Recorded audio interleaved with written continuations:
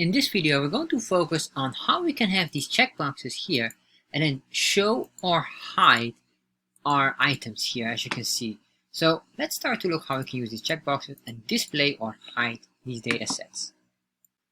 So let's start to look how to show data sets with checkboxes in a scatter chart in Chartjs. So the first thing what we're going to do is we're going to get our default code, which you can find on chartjs3.com getting started on this specific link, which you can find also in the description box. Scroll down and then copy this entire chunk of code here. And if you want to understand what this code does, make sure you watch this video here that explains it all. So then what I'm going to do is I'm going to paste it all in there, and then I will cut out that title here and put that title nicely in there. Save, refresh. Alright, so now we have this. So now we have this beautiful bar chart, but of course what we want is a scatter chart. So I'm going to convert this into a scatter chart. So the first thing I'm going to say here, scatter. Make this a scatter for scatter chart. And then next what we need to do is I want to have multiple data sets. So I'm going to do that as well. And then of course we need to adjust this data structure. And I'll just copy this entire data set. Copy.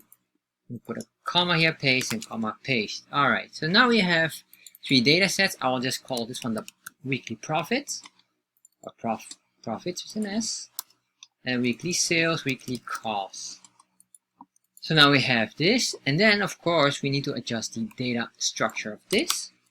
So I'm going to say here, parentheses, or sorry, curly braces, and then x equals, and let's say here it's 3, comma, y equals 3 as well. And what I'm going to do is I'm going to copy this, paste, paste, paste. Alright, so I just have multiple different ones. Let's say here, this will be, this maintain 3, and then here we say 6, 9, and 12. Alright, so I'm going to copy this. And then what I will do here, for the data, I'll put that in there. So make sure we have this full information. Put that in there. Then I'm going to say here, this will be 6, 6, 6, and 6. And then finally here, we put in that. And this should be 9, 9, 9, and 9. Save that, refresh. Alright, so now we have all these numbers here, although they're very consistent. But that's alright. And what I want to do now is to start giving them an individual color and then also a separate shape, because you can see here we have these here and they have too many different colors, so we're going to be more consistent. So I'm going to remove here everything except for the first one. For the second one I'm going to make sure it's a blue color, which is this here, and then finally for the third one we're going to use the primary color of yellow, which is the last one, or sorry, the third one in the line. Alright, so once I have this, save, refresh, we have now all the colors consistent, but what I don't like here is as well the shapes.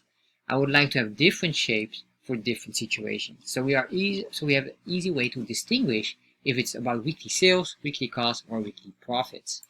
So what I'm going to do here is I'm going to say comma, and I'm going to say here, first of all, I'm going to say here, let's make this bigger, point radius. Let's say here 10. And the reason I'm doing that is, if you don't do that, it will be very hard later on to distinguish the shape, and I will show you as well. So I'm going to say comma, and then I'm going to say for the yellow one, we're going to make a point style. So we're going to say point style, and this point style will be a rectangle. And of course, what I need to say as well is use point style to activate this feature, and then this is a boolean, so it's true.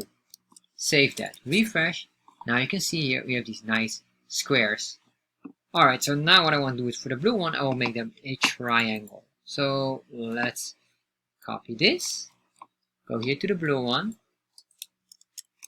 put that in there. Alright, and this will be a triangle. Save that and then refresh. Oh, what happened? I guess I forgot a comma, so let's double check. Triangle, oh, border width, there you are, that's the problem here. Make sure you have a comma there. There we are. Alright, so you can see here that's it, but if you would do your point radius, we maintain it small, it will be very hard to distinguish. You have to pay very much attention to see this. So that's why I'm doing this. So I'm going to copy all of this except here for the point style. We don't have to assign anything. Let's go here, comma, paste.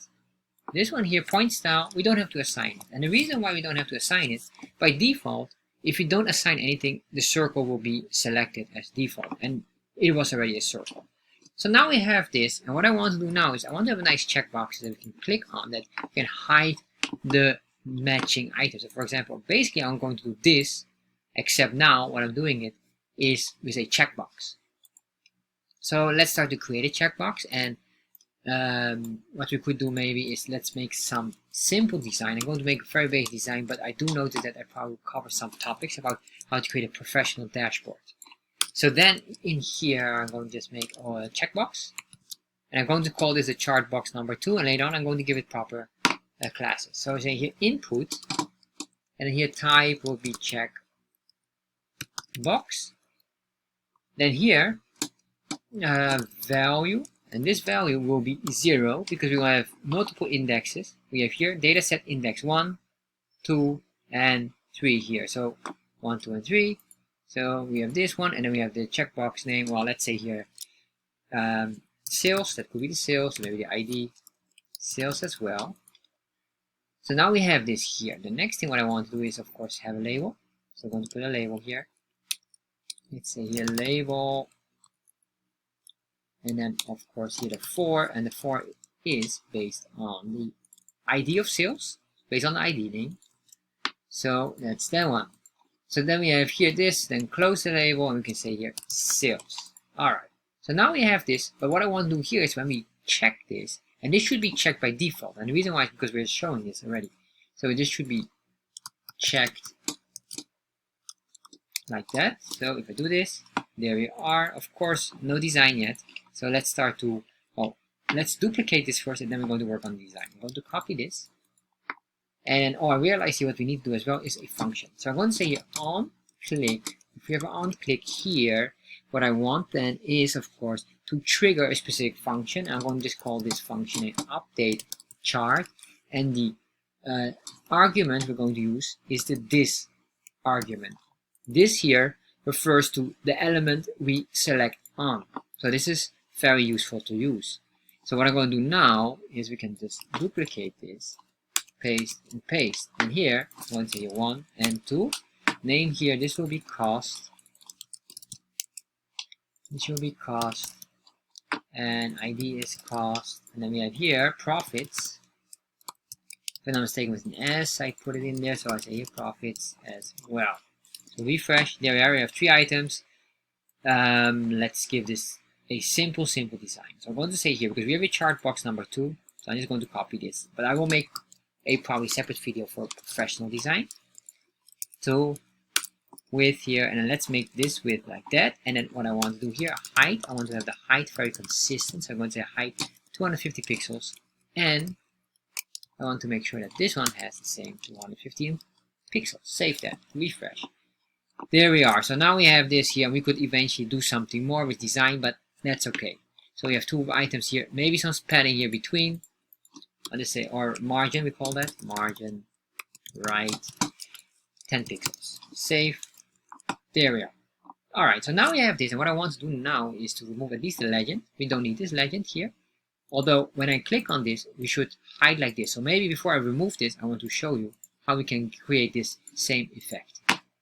So scroll down here, and then we're going to create our function. Remember, our function was called update chart. So if I go up here, you will see it here again, update chart.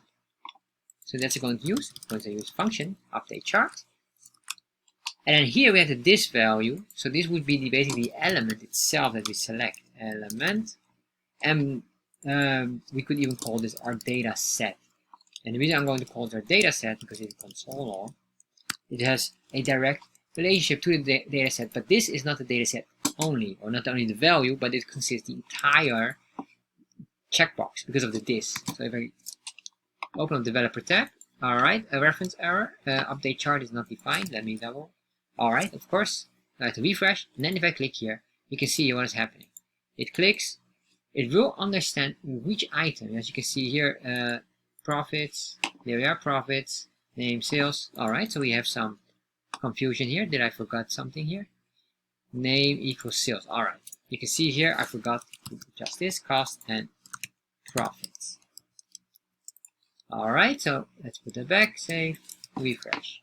Now if I click and click and click, you can see it recognizes whatever we click on, and you can see here, get all the information. I don't want all the information. All I want is the value of this element. So how do I get that? Well, because we have here the data set, or basically it's the element that we click on, you have to just say here dot value to extract the value specific. So if I click on this, there we are, and there we are. This grabs now the data set that we want. So now what I want is to start triggering and hiding specific data sets. To do this, I need to first check if something is visible, meaning you can see here right now it's visible, but if I click on this, it will hide it. So we need to understand our situation, and basically by default it is visible because we have it all checked and then we have them all here. So what I'm going to do here is simply this: say constant, and then what I'm going to do here is data, I guess data set shown, or is the data shown? It doesn't matter. However, it refers to the data set. What I want to do here is to check if the data set is visible or not. So I'm going to say here my chart, which is basically the constant and chart object in this case, and then I'm going to use a command that is built in Chartjs. So it is dataset visible, and then we can put in whatever this number is here. We can grab this, but if I do just 0, you will see it will refer only to the very first item. So let's do a console log and just say here, copy this, put that in there, save, refresh. So now if I check mark this, you can see here it's true, true, true, true, true. Surprisingly, it's always true. What number am I focusing? Is my chart is dataset visible? Of course it's visible, sorry. The reason why it's always true is because we didn't hide it yet. If I click on this, and now I do this, you can see it's false. And that means it does recognize. If I click on this again, it will show again, then it should be true. There we are. So now we know how to check if it's shown or not. So that will mean from now on we can just hide it if it is shown, and we uncheck the checkbox. At that moment we want to hide it. If it's hidden and we check the checkbox, then we want to show it. So this is very important. So we're going to do this now, and what I'm going to say here is a if statement: if checkbox dot checked, which is a specific command, equals true. And then what I want to do here is, well, basically if it's checked, I guess we can even say this one here, doesn't matter. But if it is true, what I want to do then is the following. I want to say if this case is true, I'm going to say my chart dot show. And what are we going to show? Well, we're going to show specifically this data set here. But I guess what we could even do is, well, I'm doing it like this, we could even do it like that here with a specific command. And then else, if this is not the case, then what I want to do is I want to hide it. So if I save this, refresh, we check mark this, alright, it's true. Uncut reference here on checkbox is not defined. If checkbox, alright, sorry, it's not the checkbox, it's the data set, which is the reference to the checkbox. Sorry. So we're going to save that, and that's why you have the data set of the value here, because this one is related to this element, remember. So if I do this, there we are. Do that. There we are. If we do this, there we are. Although you can see that sometimes the animation doesn't work nicely, but that's alright. So there we are. And that's how we can do it. So what I want to do is basically, because sometimes you might get an issue here, you can also do with this one. If this equals true, so if data set is shown, well, we have to do here the exactly opposite, because this is the built-in feature.